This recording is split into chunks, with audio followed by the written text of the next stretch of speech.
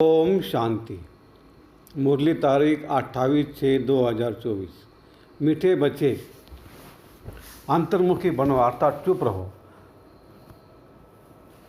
मुख से कुछ नहीं बोलो, हर कार्य शांति से करो, कभी भी अशांति नहीं फैलाओ। प्रश्न: तुम बच्चों को कंगाल बनाने वाला सबसे बड़ा दुश्मन कौन है? उत्तर: क्रोध। कहा जाता है जहाँ क्रोध है वहाँ पानी के मटके भी सूख जाते हैं। भारत का मटका हीरे जवाहरों से भरा हुआ था, वह इस भूत के कारण खाली हो गया है। इन भूतों ने ही तुमको कंगाल बनाया है। क्रोधी मनुष्य खुद भी तपता है, दूसरों को भी तपाता है, इसलिए अब इस भूतों को अंतर्मुखी बन निकालो। ओम शांति। बाप बच्चों को समझाते, मीठे बच्चे अंतर्मुखी बनो। अंतर्मुखता अर्थात कुछ भी बोलो नहीं, अपने को आत्मा समझ बाप को याद करो। यह बाप बड़ी शिक्षा देती है बच्चों को, और कुछ भी बोलने का इसमें नहीं है, सिर्फ समझानी दी जाती। गृहस्थ व्यवहार में ऐसे रहना है, यही मनमना भाव। मुझे याद करो, ये पहली मुख्य पॉइंट।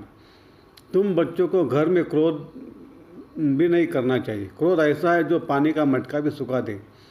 क्रोधी मनुष्य अशांति फैलाता है, इसलिए गृहस्थ व्यवहार में रहते शांति में रहना है। भोजन खाकर अपने धंधे अथवा ऑफिस आदि में चले जाना है, वहाँ भी साइलेंस में रहना अच्छा है। सब कहते हमको शांति चाहिए, यह तो बच्चों को बताया है। शांति का सागर एक बाप ही है, बाप ही डायरेक्शन देते हैं। मुझे याद करो, इसमें बोलना कुछ भी नहीं, अंतर्मुख रहना है। ऑफिस आदि में अपना काम भी करना है तो इसमें जास्ती बोलना नहीं होता, बिल्कुल मीठा बनना है। कोई को दुख नहीं देना चाहिए। लड़ाई आदि करना यह सब क्रोध है। सबसे बड़ा दुश्मन है काम, फिर दूसरा नंबर है क्रोध। एक दूसरे को दुख पहुंचाते हैं। क्रोध से कितनी लड़ाई हो जाती है। बच्चे जानते सत्युग में लड़ाई होती नहीं, यह है रावण पने की निशानी। क्रोध वाले को भी आसुरी संप्रदाय कहा जाता है। भूत की प्रवेशता है ना, इसमें बोलना कुछ भी नहीं है, क्योंकि उन मनुष्यों को तो ज्ञान है नहीं, वह तो क्रोध करेंगे। क्रोध वाले के साथ क्रोध करने से लड़ाई लग जाती है। बाप समझाते हैं यह बड़ा कड़ा भूत है, इनमें युक्ति से भगाना चाहिए। मुख से कोई कड़वे शब्द नहीं निकालना चाहिए, यह बहुत नुकसान कारक है। विनाश भी क्रोध से ही होता है ना। घर घर में जहाँ क्रोध होता है वहाँ अशांति बहुत रहती है। क्रोध किया तो तुम बाप का नाम बदनाम करेंगे। इन भूतों को भगाना है, एक बार भगाया तो फिर आला कल्प के लिए यह भूत होंगे ही नहीं। यह 5 विकार अभी फुल फोर्स में है, ऐसे समय ही बाप आते हैं जबकि विकार फुल फोर्स में है। यह आंखें बड़ी क्रिमिनल है, मुख भी क्रिमिनल है। जोर से बोलने से मनुष्य तप जाता है और घर को भी तपा देते हैं। काम और क्रोध यह दोनों बड़े दुश्मन हैं। क्रोध वाले याद कर न सके, याद करने वाले सदैव शांति में रहेंगे। अपने दिल से पूछना है, हमारे में कोई भूत तो नहीं है? मोह का भी, लोभ का भी भूत होता है, लोभ का भूत भी कम नहीं है। यह सब भूत है क्योंकि रावण सेना है। बाप बच्चों को याद की यात्रा सिखलाते, परंतु बच्चे इसमें मूंझते बहुत है, समझते नहीं है, क्योंकि भक्ति बहुत की है ना। भक्ति है दे अभिमान, आधा कल्प दे अभिमान रहा है।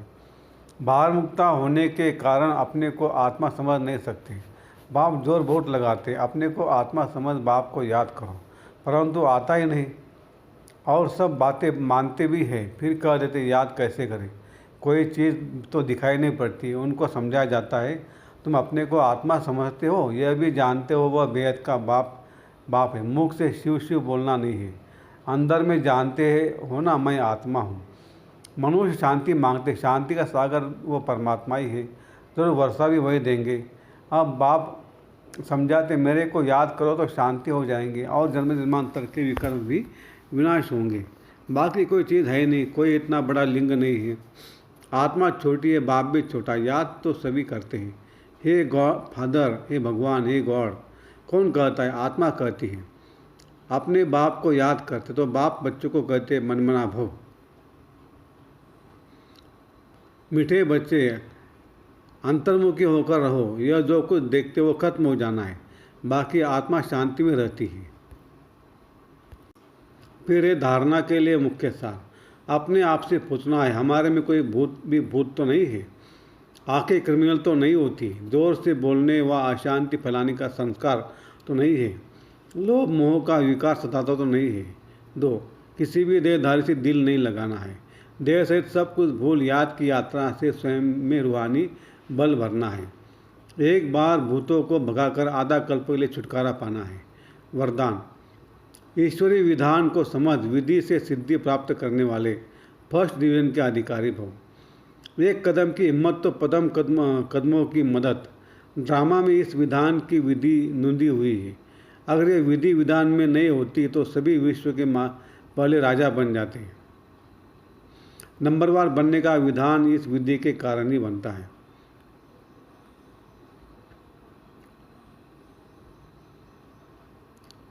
तो जितना चाहे हिम्मत रखो और मदद लो, चाहे सरेंडर हो चाहे प्रवृत्ति वाले हो, अधिकार समान है, लेकिन विधि से सिद्धि है।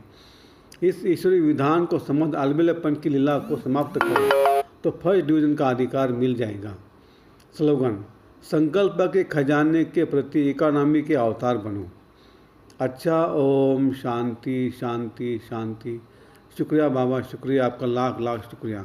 कम बोलेंगे, धीरे बोलेंगे, मीठा बोलेंगे, सोच समझ कर बोलेंगे, तोल तोल के बोलेंगे और खुशी खुशी से घर जाएंगे।